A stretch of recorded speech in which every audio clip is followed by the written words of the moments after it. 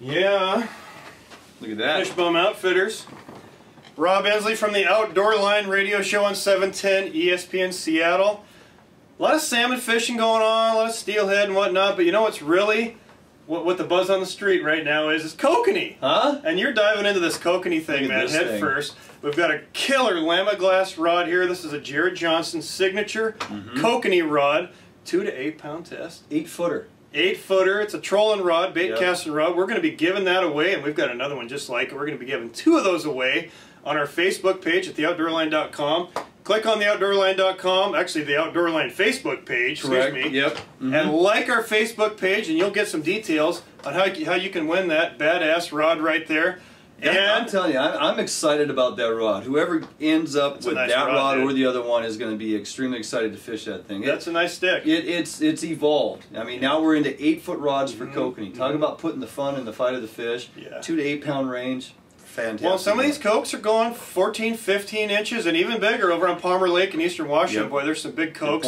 You guys fished American Lake yesterday. Fishing was brutal, and on the way home, somebody texted you guys a photo of a 15-inch kokanee from American Lake. That's now, a nice if you can get a full limit, that's what I'm trying to say. If you can get a full limit of those, that size of fish out there, those are nice cokes. You're gonna have a good day. On that light little rod, 2 to 8 pound test rod, you're doing pretty good. We also gave away some shirts from Fish Bum Outfitters. We've got a ton of stuff from these guys we're going to be giving away in the weeks to come.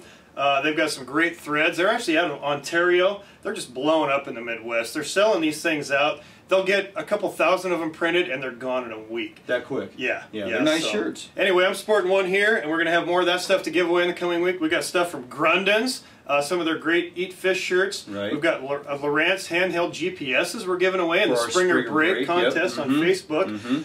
But you know what? Back to kokanee, though. We talked about American Lake. The other one that's really happening right now, we had Cameron Black from Gone Catch and Guide Service on the show today to talk about Merwin Lake. The kokanee are going crazy down there right now. Yeah, it doesn't matter in water temperature down there. They're getting into a nice amount of fish, you know, daily. They're still finding them, and there are a few guys down there that actually jig for them. Last week we talked about jigging for kokanee, so if you missed that information, go back to our website, get on the podcast, pull up last week's information, listen to that. It's going to detail you in on specifics on how to jig for kokanee. And it does work down there in Merwin, but mostly you're trolling, and they're up in the water column just because of the temperature. They're in the top 10, 15 feet. Cameron's not even using downriggers. He's flatlining for these. And you're in that, you know, it's that 100 rule, right? You're 40 pulls back, and you know, about 15 down or whatever, or you can go 80 out and you're down about 10 feet. So you're going to find them shallow. And if you listen to the show, or if you missed it and you go back and listen to the podcast from the day with Cameron Black, you're going to find the details of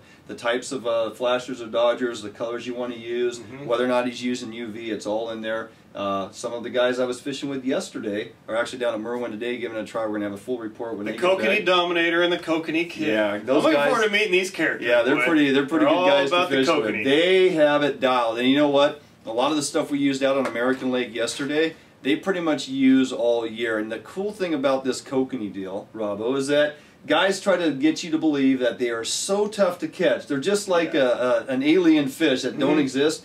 These guys have it so squared away, and they just basically spilt the beans yesterday. They're a lot easier to catch than you'd believe, and they pretty much use, you know, the same type of gear 95% of the time they go for the entire season. Yeah, you know, I talked to Roger Newfield from Lure Jensen. Chris, we had him on the show last week, and he said, you know what? We really don't need to talk about specific lakes because you can go anywhere and use the same stuff and catch these things. Yeah, we're going to cover that. Northwest Kokanee Zone coming to you every week for the next 13, 14 weeks. We're going to showcase the top kokanee destinations or fisheries throughout Washington, Oregon, Idaho. And the good thing about that is we're going to do state-to-state comparisons. So whatever you may be using here in Washington, you can apply that knowledge or those techniques and take it on over to Idaho. We're going to give you some destination specifics, where to take those techniques and go have good success. Yeah, right on. Well, don't forget to check out the Outdoor Line radio show next weekend, Saturdays from 6 to 8 a.m.